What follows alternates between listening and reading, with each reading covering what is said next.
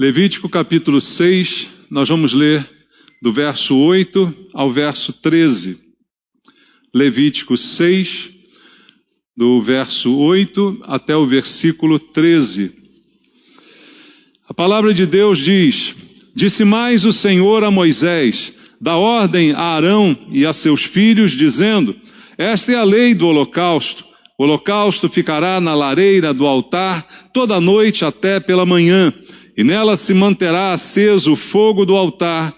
O sacerdote vestirá a sua túnica de linho e os calções de linho sobre a pele nua, e levantará a cinza quando o fogo houver consumido o holocausto sobre o altar, e a porá junto a este. Depois despirá as suas vestes e porá outras, e levará a cinza para fora do arraial a um lugar limpo. O fogo, pois, sempre arderá sobre o altar, não se apagará, mas o sacerdote acenderá lenha nele cada manhã, e sobre ele porá em ordem o holocausto, e sobre ele queimará a gordura das ofertas pacíficas. O fogo arderá continuamente sobre o altar, não se apagará. Amém. Pai, nós estamos mais uma vez nesse dia diante da Tua palavra. Essa é uma oportunidade que temos de ouvir a Tua voz, que é realmente aquilo que queremos essa noite. Nenhum de nós veio aqui ouvir as histórias de homens, nem as filosofias do mundo, mas a Tua voz, a Tua palavra, somos Tuas ovelhas e conhecemos a Tua voz. E por isso te pedimos mais uma vez, fala conosco, Pai, que a Tua palavra, o verdadeiro alimento, supra as nossas necessidades espirituais, corrija o rumo da nossa vida, fala ao coração de cada um que abrimos nesse momento para receber e ouvir a Tua voz.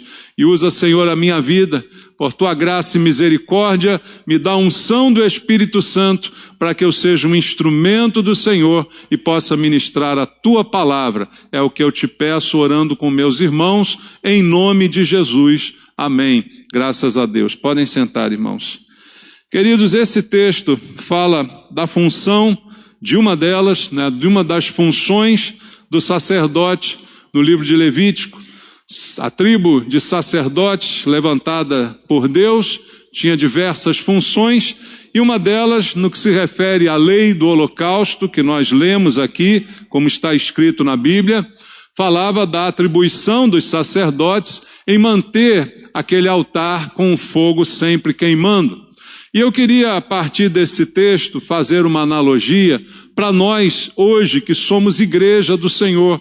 Porque uma coisa que você já deve ter aprendido aqui na igreja, nós ensinamos, não há mais hoje em dia sacerdócio específico.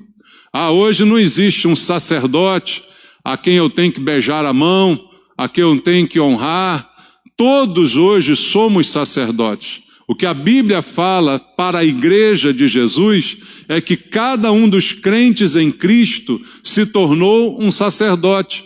Nós somos o sacerdócio real, como a Bíblia menciona, a nação santa, o povo de propriedade exclusiva de Deus, que Ele escolheu, que Ele abençoou e que levantou com essa função de sacerdócio, de levar pessoas também ao conhecimento de Cristo. Então não existe mais hoje em dia uma classe especial de clero e os leigos. Não, todos nós hoje somos sacerdotes. Por um lado isso é muito bom, mas por outro lado isso também traz responsabilidades. E aqui a Bíblia está dizendo qual era uma das responsabilidades do sacerdote no Antigo Testamento. E de forma figurada, esta responsabilidade também cabe hoje em dia a nós como igreja. Eu acredito que cada um de nós é a igreja do Senhor. Você crê nisso? O que é a igreja? A igreja é um prédio? A igreja é um CNPJ?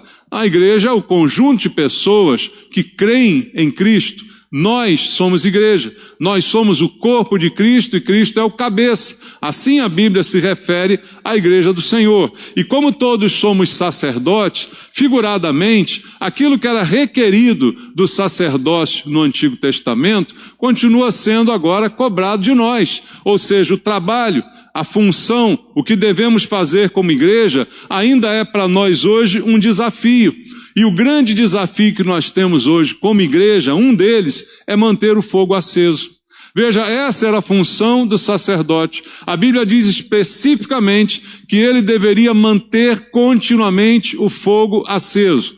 Hoje eu falo para você de um fogo não literal, como era o caso aqui, mas do fogo espiritual, da chama acesa que deve estar sempre queimando nos nossos corações. E a função de manter isso, a função de alimentar isso é nossa, porque nós somos os sacerdotes. Então, eu não posso atribuir a outro a culpa se o meu fogo se apagar, se o meu fervor esfriar, porque eu sou o sacerdote, então não tenho a quem culpar.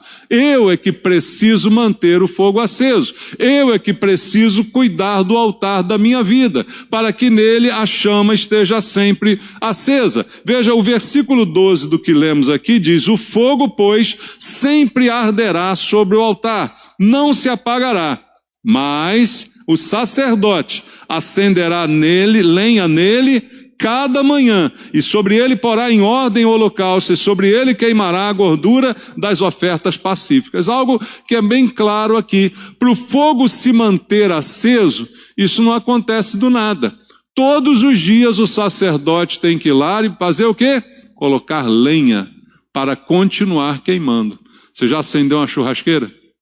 Daqui a um pouquinho, a brasa vai diminuindo, daqui a pouquinho a brasa acaba. O que você tem que fazer? Botar mais carvão, para o fogo continuar e você continuar assando o seu churrasco.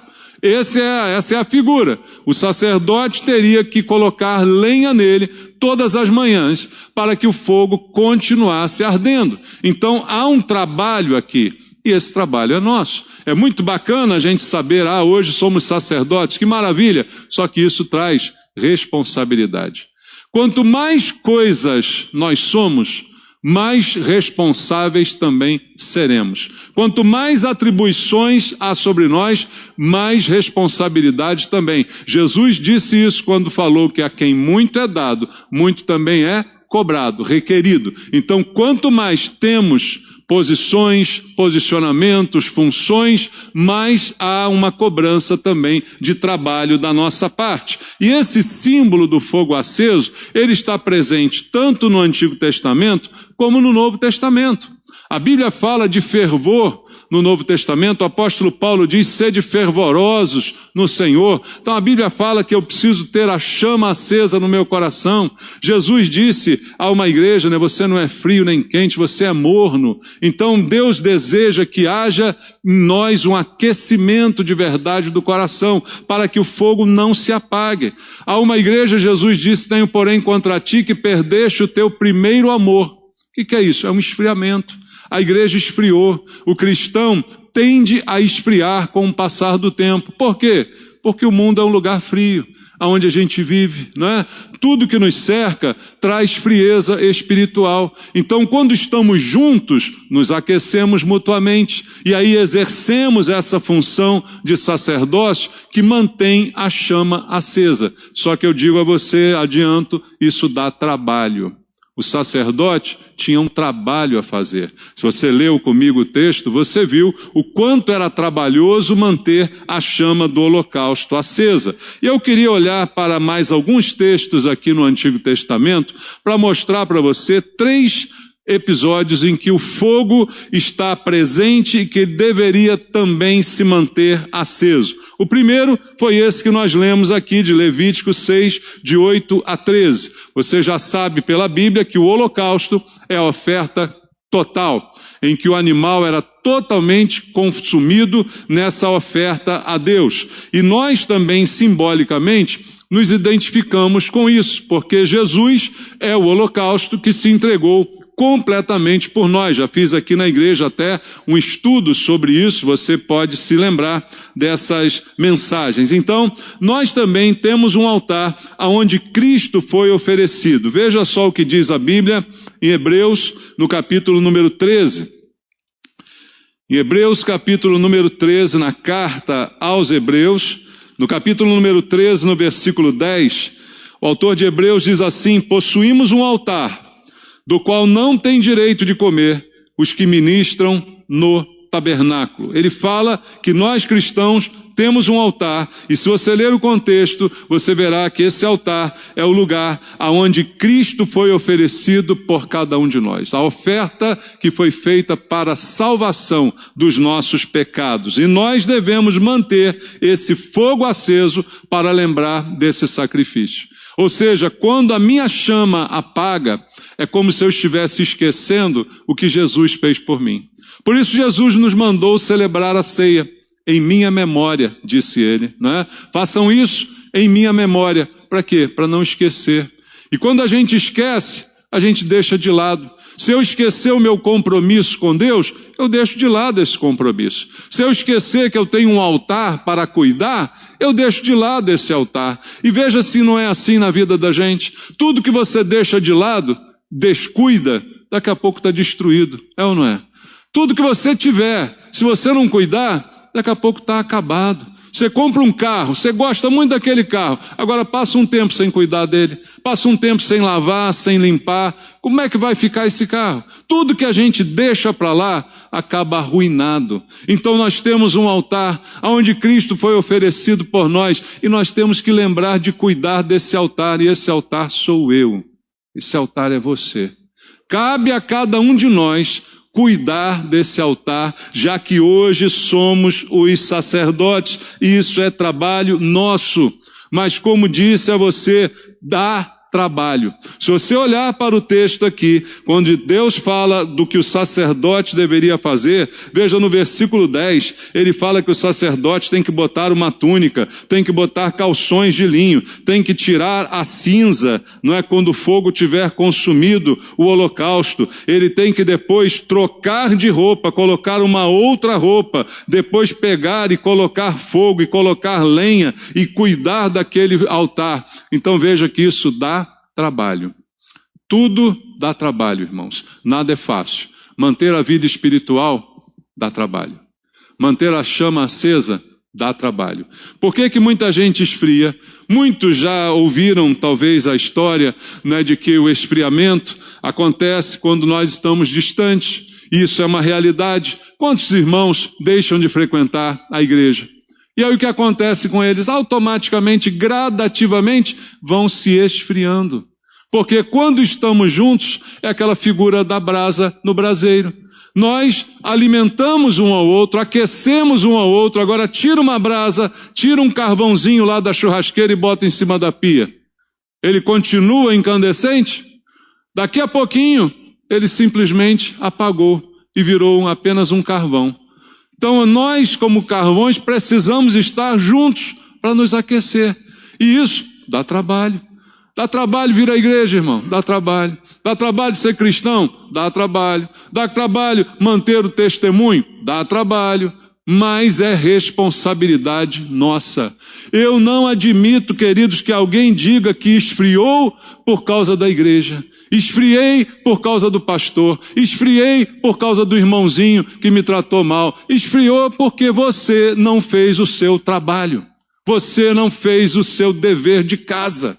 A culpa é sua. O sacerdote é você. Então você se deixou esfriar. O quem esfria não é vítima, mas nós vivemos hoje nesse coitadismo, nesse vitimismo, que tudo é culpa dos outros.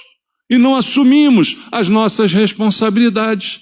Você esfriou por sua causa, porque você não fez o que deveria fazer. Você não fez o trabalho que deveria ser feito. Ninguém é culpado, porque o sacerdote é você. Como eu disse no início, é uma bênção ser um sacerdote, mas olha o custo que isso tem também.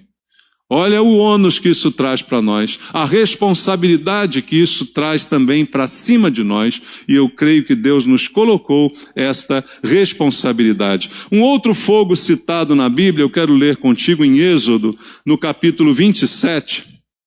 Vamos ler no livro de Êxodo, no capítulo 27, no versículo 20 até o versículo número 21. Êxodo 27, versículo 20 e versículo 21, diz assim: ordenarás aos filhos de Israel que te tragam azeite puro de oliveira, batido para o candelabro, para que haja lâmpada acesa como? Continuamente, na tenda da congregação, fora do véu, que está diante do testemunho. Arão e seus filhos a conservarão em ordem, desde a tarde até pela manhã, perante o Senhor. Estatuto perpétuo será este a favor dos filhos de Israel pelas suas gerações. Havia um candelabro que deveria ser mantido aceso. Por quanto tempo? Continuamente, pelas gerações, para toda a vida, disse aqui o Senhor. E o azeite teria que ser trazido puro de oliveira e batido. Isso deveria ser entregue. E ali na tenda da congregação, Arão e seus filhos, quem são eles?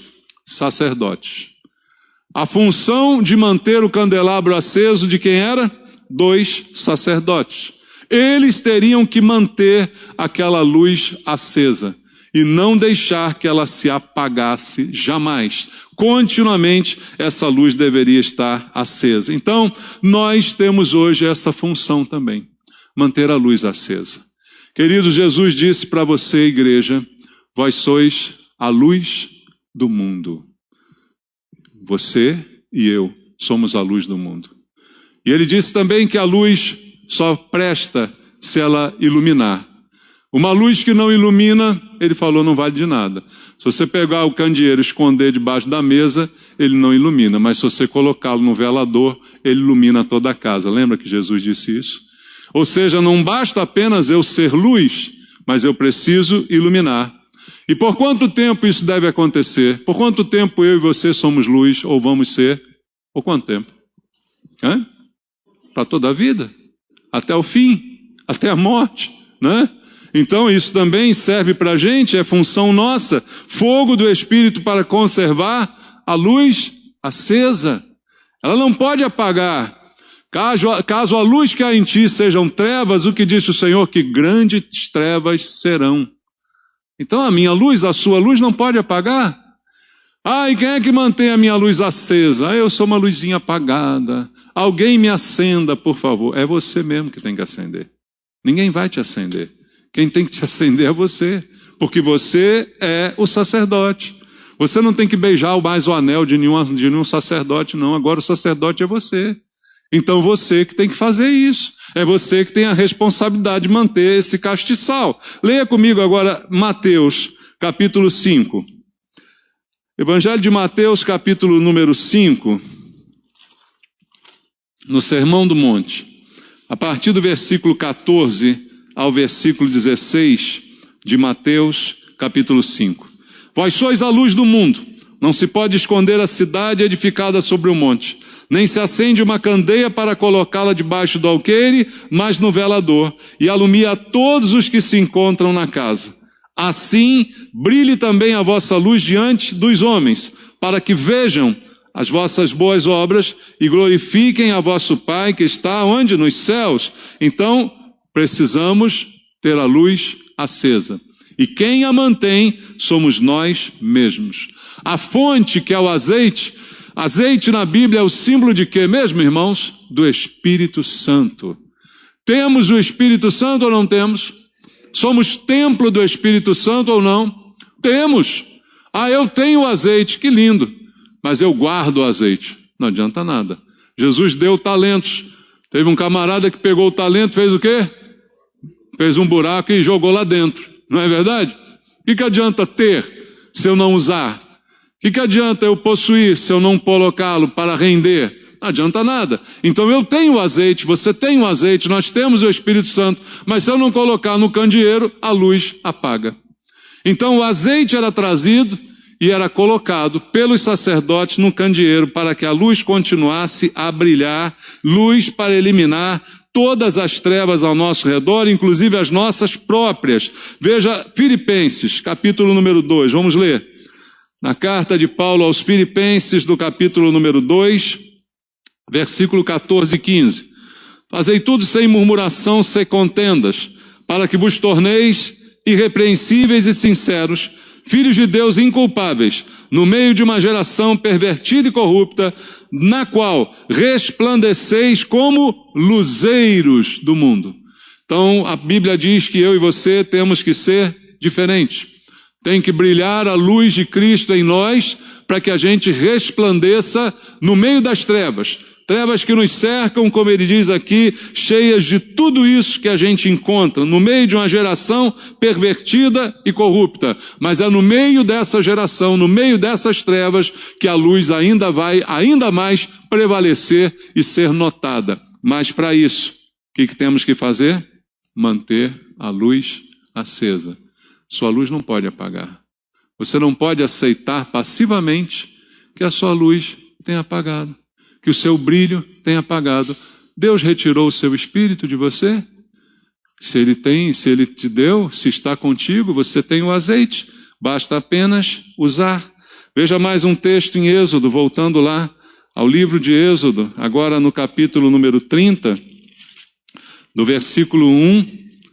Êxodo capítulo 30, versículo 1, depois do verso 7 ao 9, diz assim: farás também um altar para queimares nele um incenso. De madeira de acácia o farás. Agora verso 7. Arão queimará sobre ele um incenso aromático, quando? Cada manhã. Quando preparar as lâmpadas, o queimará. Quando ao crepúsculo da tarde acender as lâmpadas e o queimará, será incenso contínuo perante o Senhor. Por quanto tempo? Pelas vossas gerações. Não ofereceis sobre ele incenso estranho, nem holocausto, nem oferta de manjares, nem tampouco derramareis libações sobre ele. Então a Bíblia aqui fala de um outro altar, onde havia um incenso que precisava também queimar continuamente. Continuamente aquele incenso teria que ser mantido queimando. Tudo isso precisa ser trabalhado, precisa ser alimentado. Mais uma vez, de quem era a função? Quem fala aqui? Arão, sacerdote. É ele que tem que fazer isso. Ele não pode terceirizar, ele não pode contratar um empregado para fazer. É ele que tem que fazer. A função nossa como sacerdote não podemos transferir para ninguém. Isso se aplica a todos os níveis de um cristão, ao marido também dentro do lar. A sua função não pode ser delegada para ninguém. Todos nós temos que assumir a nossa responsabilidade, o fogo para queimar o incenso. E o incenso, o que significa, irmãos? A Bíblia diz, eu já disse algumas vezes aqui, e quero ler contigo Apocalipse capítulo 5, no versículo 8, para você entender o que simboliza esse incenso do Antigo Testamento. Nós não precisamos mais de incenso dentro de casa, não precisamos mais dessas bobagens, mas o que diz a Bíblia sobre o símbolo disso? Apocalipse 5:8 diz: quando tomou o livro, os 4 seres viventes e os 24 anciãos prostraram-se diante do Cordeiro, tendo cada um deles uma harpa e taças de ouro, cheias de quê? De incenso, que são o quê? As orações dos santos. O incenso, um símbolo das orações dos santos. Tem santo aqui essa noite? Somos nós, sacerdócio santo, sacerdócio real, nação santa. Assim a Bíblia se refere a nós. O incenso são as nossas orações. Então o incenso tem que queimar continuamente. Paulo disse: orai sem cessar. E essa é a nossa função. Nós que temos que manter o canal com Deus. O canal está sempre aberto, mas quem acessa somos nós. Há um canal disponível, mas se eu não acessar o canal, eu não vejo a programação. Está entendendo? O canal está lá, está pago, está disponível, mas se eu não sintonizar, eu não aproveito do que está sendo transmitido.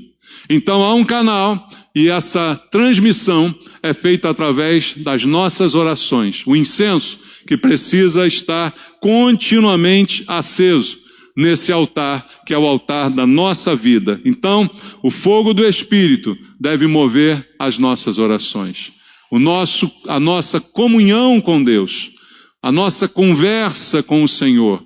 E quando eu falo oração, tire da sua mente aquela figura de orações formais, mas de contato, de comunhão, de comunicação, que deve estar sempre presente na vida de um cristão. O que você fizer, aonde você estiver, da forma como estiver, fale com Deus, né? Fale com Deus, converse com Ele, ouça a sua direção, receba a sua palavra. Essa é a oração, esse é o incenso que cabe a você manter queimando. Ah, parei de orar. De manhã nós vimos um texto em que Davi parou de orar. Por 16 meses não orou. Por quê? Sua vida foi de mal a pior. A culpa é de quem? É de Davi. Não dá para culpar outra pessoa, não dá para culpar uma instituição, não dá para culpar uma igreja. É você. Isso é individual. Ninguém vai levar você para orar, é você que ora, é você que tem vida espiritual.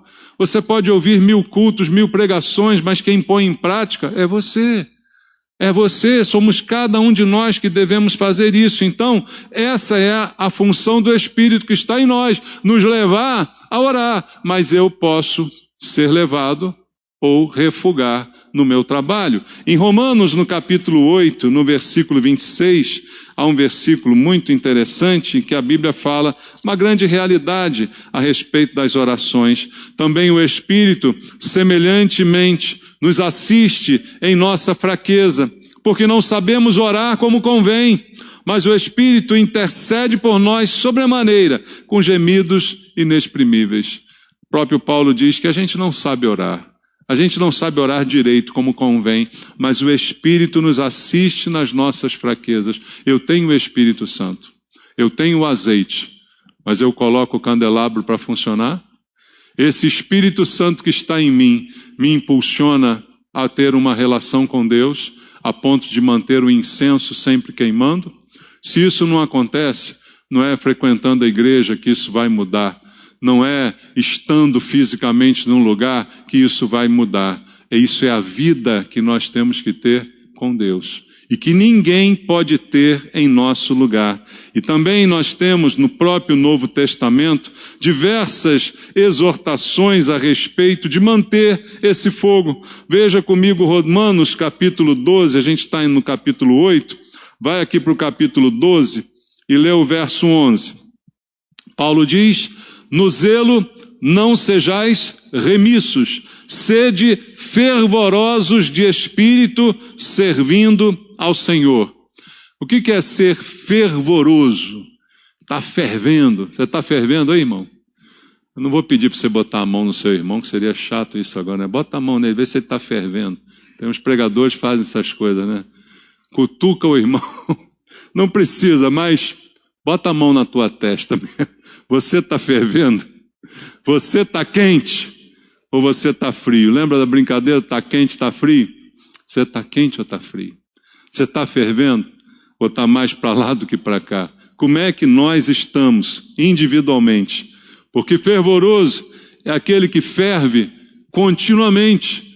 Esse fervoroso é um ato contínuo de estar fervendo, né? De estar em ebulição constante. Não é coisa de picos, mas é coisa de continuidade, mantendo o zelo, como Paulo diz, no zelo não seja remisso. O que é zelo? É cuidado. Aonde que nós mostramos se estamos mesmo ou não fervorosos? Nas demonstrações de cuidado que nós temos com a nossa vida, com a nossa igreja, com a nossa vida cristã. É nesse zelo que nós mostramos se estamos ou não fervorosos. Você tem zelo pelas coisas de Deus? Você tem zelo pela obra de Deus na sua vida, pelo menos? Zelo, não seja remisso, como diz Paulo. Ao contrário, seja fervoroso de espírito, não esfrie, ou seja, sirva constantemente a Deus. Mas olha como uma coisa chama a outra. Normalmente quem esfria, para de servir. E aí um abismo chama outro. Porque a Bíblia diz sirva, e sirva com zelo, para que você seja fervoroso. Ah, eu esfriei. Aí para de servir, estava no ministério, não está mais, estava fazendo alguma coisa na igreja, não está mais, estava envolvido, não está mais, porque você esfriou. Porque você não foi zeloso, não teve cuidado. E a Bíblia diz algo terrível: quem faz a obra do Senhor relaxadamente é maldito, irmãos. Então isso é algo que não é também para ter peninha de mim, porque a culpa é sua, é você e Deus, é você que faz, é você que escolhe, é você que quer ser o que quer ser, você que não quer ser mais zeloso, você que quer deixar de ferver, vai ficar morno, vai ficar imprestável, e essa é uma opção sua, está nas suas mãos realizar. Então, fervor é o Espírito Santo que habita em nós, mudando, transformando a nossa vida. Veja Gálatas capítulo 5, versículo 16 e versículo 17.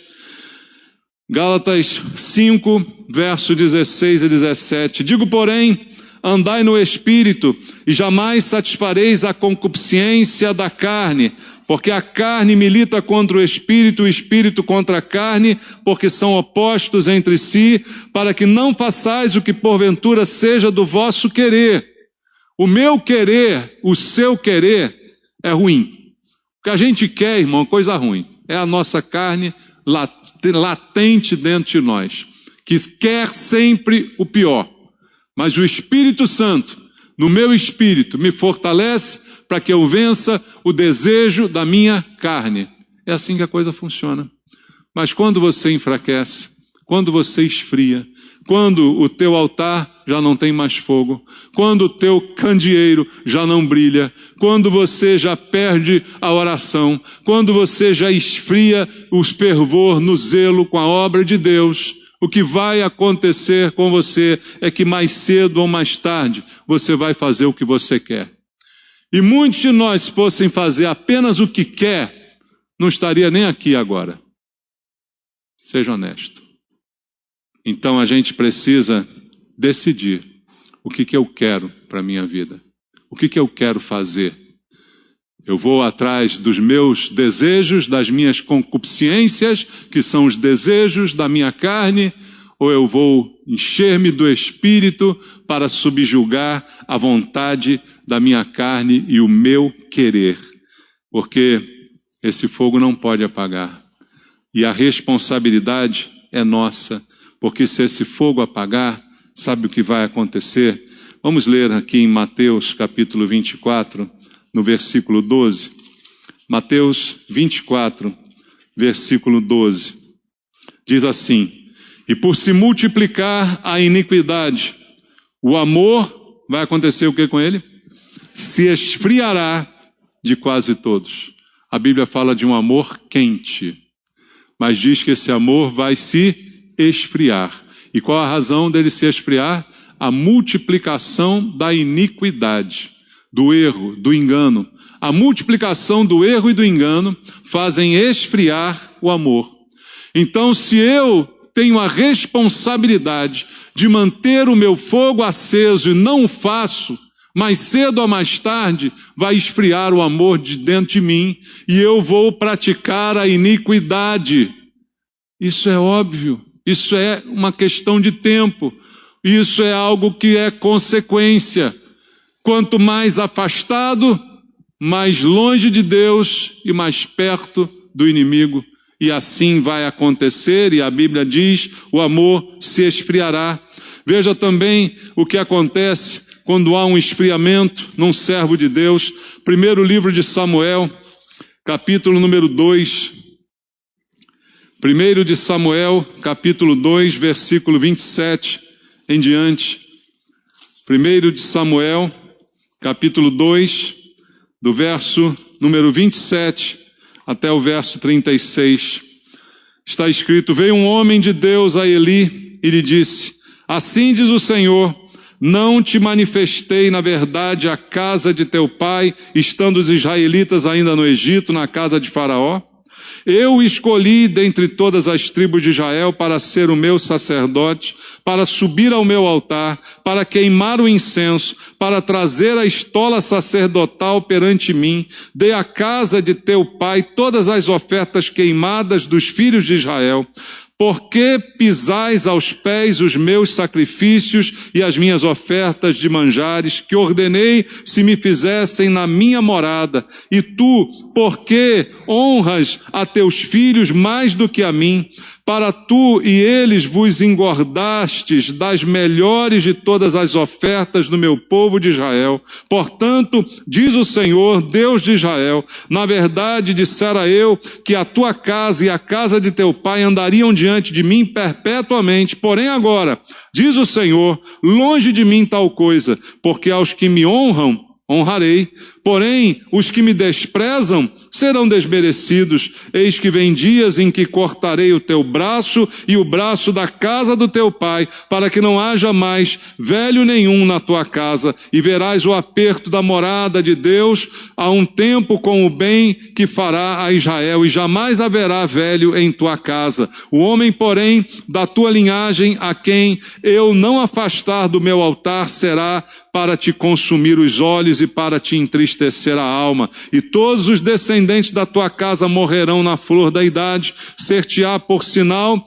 o que sobrevirá a teus 2 filhos, a Ofni e Finéias. Ambos morrerão no mesmo dia. Então suscitarei para mim um sacerdote fiel, que procederá segundo o que eu tenho no coração e na mente, e edificar-lhe-ei uma casa estável, e andará ele diante do meu ungido para sempre. Será que todo aquele que restar da tua casa virá e inclinar-se diante dele para obter uma moeda de prata e um bocado de pão, e dirá: rogo-te que me admitas a algum dos cargos sacerdotais para ter um pedaço de pão que coma. Esta é a sentença de Deus sobre o sacerdote Eli, que a Bíblia narra o que ele fez, o que ele negligenciou, o que ele deixou de fazer no seu sacerdócio, e a condição e a recompensa e a consequência de tudo que ele fez foi o que Deus disse nessa profecia, e ele se cumpriu tudo isso, e ele foi exterminado juntamente com seus filhos e toda a sua descendência. Então, queridos, veja que o ministério vai embora. Você perde o ministério, você perde a utilidade. Se o sacerdote não serve para o que foi designado, para que ele serve então? Se o sacerdote tem que fazer uma coisa e não faz, para que ele serve então? Se você é contratado para realizar um serviço e você não faz, você vai continuar contratado? Ainda serve para alguma coisa? Não serve. Então a palavra de Deus traz para nós o alerta de que o fogo não pode apagar e que o responsável por ele somos nós. Não posso culpar a ninguém, muito menos a Deus. E o fogo normalmente se apaga como uma consequência. Como eu disse hoje de manhã, Davi chegou ao ponto que chegou porque ignorou coisas que ele próprio semeou. E muitas vezes é isso que faz o nosso fogo apagar. E a gente fica procurando a culpa no outro, como Davi fez, como aqueles homens dele fizeram, culpando o próprio Davi, mas na verdade o culpa começa com nós mesmos. Veja o que diz Atos, capítulo número 5. Vamos abrir Atos, capítulo 5. Atos dos Apóstolos, capítulo número 5. No versículo número 32, Atos 5, verso 32, diz assim: ora, nós somos testemunhas destes fatos, e bem assim o Espírito Santo, que Deus outorgou aos que lhe obedecem. Deus deu o Espírito Santo àquele que o obedece. Então, uma das coisas que faz o fogo apagar é a desobediência. Porque a desobediência faz com que eu mais não consiga usar o azeite para manter a minha chama acesa diante do Senhor. E isso é a responsabilidade nossa. Ainda diz a Bíblia, e eu deixo contigo para a reflexão no texto em Juízes, no capítulo 16, texto também bastante conhecido, história conhecida, ensinada na Bíblia Sagrada. Juízes capítulo 16, versículo 19 e versículo 20, está escrito: então Dalila fez dormir Sansão nos joelhos dela, e tendo chamado um homem, mandou rapar-lhe as 7 tranças da cabeça, passou ela a subjulgá-lo, e retirou-se dele a sua força. E disse ela: os filisteus vêm sobre ti, Sansão. Tendo ele despertado do seu sono, disse consigo mesmo: sairei ainda esta vez, como dantes, e me livrarei. Porque ele não sabia ainda que já o Senhor se tinha retirado dele. Ele perde também o seu ministério, porque não tem domínio sobre a sua carne. Porque o fogo que havia dentro de Sansão foi apagado também. Leia o início da vida de Sansão. Veja como ele tinha fogo na presença de Deus. Veja como ele era um instrumento nas mãos de Deus. Mas o fogo apaga. E aí ele vai se entregar ao desejo da carne, como nós falamos aqui ainda há pouco. E isso vai dominar a sua vida e vai terminar desse jeito, como a gente já conhece na história. Então a consequência que faz o fogo apagar e que provoca todo esse estrago passa pela desobediência, passa pelo afastamento, pela apostasia, passa pela consciência da carne, por todas essas coisas e também por uma outra que eu deixo aqui a você em Gálatas, capítulo 5, vamos ler verso 24 ao 26. Os que são de Cristo Jesus crucificam a carne com as suas paixões e concupiscências. Se vivemos no Espírito, andemos também no Espírito. Não nos deixemos possuir de vanglória, provocando uns aos outros, tendo inveja uns dos outros. Paulo coloca aqui, se eu tenho o Espírito, eu tenho que andar no Espírito. E deve sair da minha vida a vanglória, o orgulho, a vaidade, que me faz pensar que sou melhor do que os outros. Por isso a Bíblia diz, quem pensa estar de pé, cuide para não cair. E isso é também uma causa da queda de muita gente. Porque se eleva muito, acaba caindo também muito. Porque se sobressai muito, acaba também muito sendo derrubado. Então o que faz o fogo apagar é desobediência, é falta de domínio na carne, é orgulho exacerbado que enche o coração, que faz você se sentir melhor do que o outro, e daqui a pouco você está fazendo aquilo que você criticava nos outros. É isso que normalmente acontece. E daqui a pouco, apostasia. Daqui a pouco, afastamento, esfriamento, não é? E o pior nível que a gente pode chegar. Então, para o fogo não se apagar, a gente tem instrumentos de Deus para a renovação espiritual. O Espírito Santo que está em nós precisa estar dominando sobre a nossa vida, dominando sobre a nossa carne. Leia comigo mais 2 versículos que eu quero te compartilhar. Primeiramente em 2 Coríntios 4:16. 2 Coríntios 4:16 diz: por isso, não desanimamos. Pelo contrário, mesmo que o nosso homem exterior se corrompa, contudo, o nosso homem interior faz o quê? Se renova de dia em dia. Paulo dá isso como uma certeza. Não é uma opção, é uma certeza. Então, ainda que por fora, ainda que o meu corpo, ainda que a minha idade vá avançando e o meu exterior vá se corrompendo, o meu homem interior precisa se renovar. Todos nós temos um homem interior. Temos o que somos por fora, que todos podem ver e perceber, com qualidades e defeitos, né, com belezas e feiuras. Esse é o nosso corpo exterior. Mas dentro de nós há um homem interior, que a Bíblia diz tem que ser renovado. E o Espírito Santo habita no nosso espírito e está aí para renovar o nosso interior. Para que a gente não esfrie, para que o fogo não se apague, para que o candelabro não venha faltar azeite, para que a luz não se apague e para que a gente não deixe de orar. Então o homem interior, como diz Paulo, precisa se renovar, precisa estar sempre em renovação, como ele diz aqui. Todo dia, dia em dia, nós temos que ter renovação. Todo dia é um dia novo para a gente na fé. Todo dia é um dia de investir na nossa fé em Deus. Jesus também questionou, será que quando ele voltar ainda vai encontrar fé na terra? A igreja faz parte dessa terra, irmãos. Será que na igreja ainda vai ter fé? E por fim, eu deixo contigo o texto de Paulo, em Romanos capítulo 12, que nunca foi tão atual como nos dias que a gente está vivendo, em que tudo coopera para o abatimento da nossa fé, em que tudo coopera para abalar as nossas estruturas. O apóstolo Paulo, em Romanos capítulo 12, no verso 1 e 2, diz assim: Rogo-vos, pois, irmãos, pelas misericórdias de Deus, que apresenteis o vosso corpo por sacrifício vivo, santo e agradável a Deus, que é o vosso culto racional.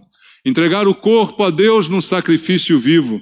Isso me lembra o holocausto que a gente viu aqui no início, não é? E ele diz, esta entrega é o seu culto racional.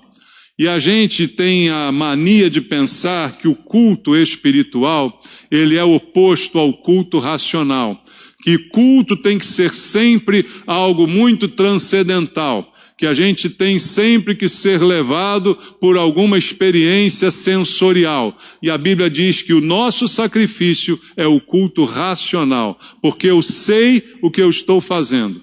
É como disse Paulo, eu sei em quem tenho crido, e Ele é poderoso para guardar o meu depósito. Então, eu tenho consciência de quem é Deus para mim, de quem eu sou para Ele e do que eu estou fazendo. Quando nós perdemos essa consciência, nós começamos também a esfriar. E a gente vai simplesmente deixando passar. É como muitos chegaram à igreja, ao longo desses anos, que essa igreja mesmo existe. Quantos já vi passar por aqui? Quantos já batizei nesse tanque? E hoje não sei nem aonde andam. E por que isso aconteceu? Porque tiveram uma fase de crente. Tem gente que tem fase de crente, irmão. Quantas pessoas têm fase aí? É igual lua, né? É da lua, né? A pessoa é meio da lua. Tem fase. Quanta gente tem fase? Eu conheci muita gente no trabalho. Agora eu estou na fase zen. Aí botava incenso na mesa, botava uns duendes na mesa. Você já conheceu gente assim? Aí depois, agora estou na fase Zoroastra, agora estou na fase Buda. Aí bota Buda, bota elefante, bota não sei o quê. Tem gente que tem uma fase crente. É uma fase da vida. Frequentei a igreja, fui lá um pouquinho, agora estou na macumba. E lá vai a pessoa, é uma fase. Não é assim que funciona? Infelizmente. Porque o culto tem que ser racional. Você tem que saber explicar a razão da sua fé. Por que você crê? Por que você crê? Aquele texto lá em Deuteronômio, capítulo 6, quando Deus diz que o povo de Israel tinha que saber explicar aos seus filhos a razão da fé. Quando no futuro teus filhos te perguntarem o que significam todos esses estatutos, o que você vai dizer? Éramos servos de Faraó no Egito, porém de lá o Senhor nos tirou com poderosa mão.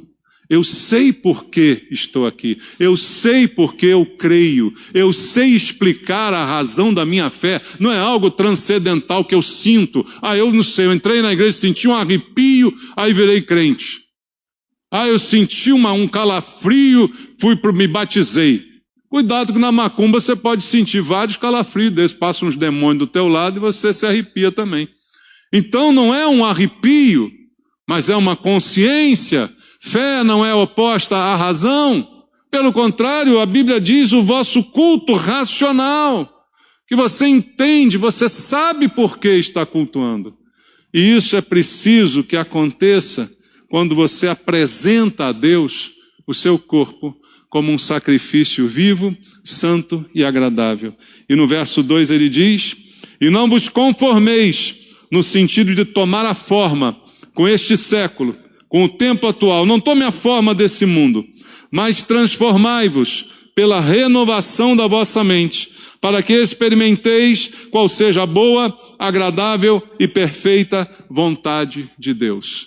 Está aqui então a nossa lição para que o fogo não se apague, renovar todo dia a nossa mente, renovar todo dia a nossa fé e transformar a nossa mente, para que a gente não tome a forma desse mundo e possa viver experimentando a boa, perfeita e agradável vontade de Deus. E só uma coisa, antes de terminar, toda vez que eu leio esse versículo, eu penso que ele pode ser mal entendido por alguns de nós. E a gente olha para isso e diz assim, a boa, perfeita e agradável vontade de Deus. E aí acontece um problema, alguém morre, acontece um acidente, aí alguém vira para você e diz, foi a vontade de Deus. E aí, como é que você lida com esse versículo e com essa afirmativa? Você, poxa, mas foi a vontade de Deus, eu estou sofrendo. Poxa, mas foi a vontade de Deus. A vontade de Deus é boa, agradável e perfeita para Deus. O que a gente pensa erradamente é que a vontade de Deus foi feita para me agradar, foi feita para fazer o que eu quero, mas ela é boa, perfeita e agradável para Deus. Você lembra o que Deus diz lá em Isaías quando fala de Jesus? Diz assim, ao Senhor agradou moê-lo. Deus se agradou com o sacrifício de Cristo. Para Cristo não foi agradável, mas para Deus foi agradável. A vontade de Deus é boa, perfeita e agradável para Deus, não para nós. Não espere Deus te agradar para você servi-lo. Sirva-o porque Ele te salvou. Quer melhor do que isso? Não tem. Não tem mais. Não tem melhor. Então, não espere agrado. Espere trabalho. Sirva. Faça o que tem que fazer. Cumpra o seu papel como sacerdote. Em nome de Jesus. Vamos orar? Oh Deus, ouvimos a Tua palavra, Pai, nos ensinando coisas tão importantes que nós precisamos colocar em prática, que nós precisamos trabalhar. O Senhor nos levantou como sacerdotes, não para sermos espectadores, mas para atuar com a nossa vida, fazer o que está ao nosso alcance, fazer o que é requerido de nós, cumprir a nossa missão, Pai, e manter o fogo aceso, manter a chama ardendo, manter o incenso, manter a luz. Pai, isso é a função nossa, que a gente faça isso num culto racional, com entendimento, Pai, com proximidade, que o Senhor nos mostre a Tua vontade, sempre agradável ao Senhor, mas que a Tua função não é nos agradar. Tira isso da nossa cabeça, Pai, tira esse engano do nosso coração, é o que eu te peço, Deus, em nome de Jesus, amém. Deus te abençoe.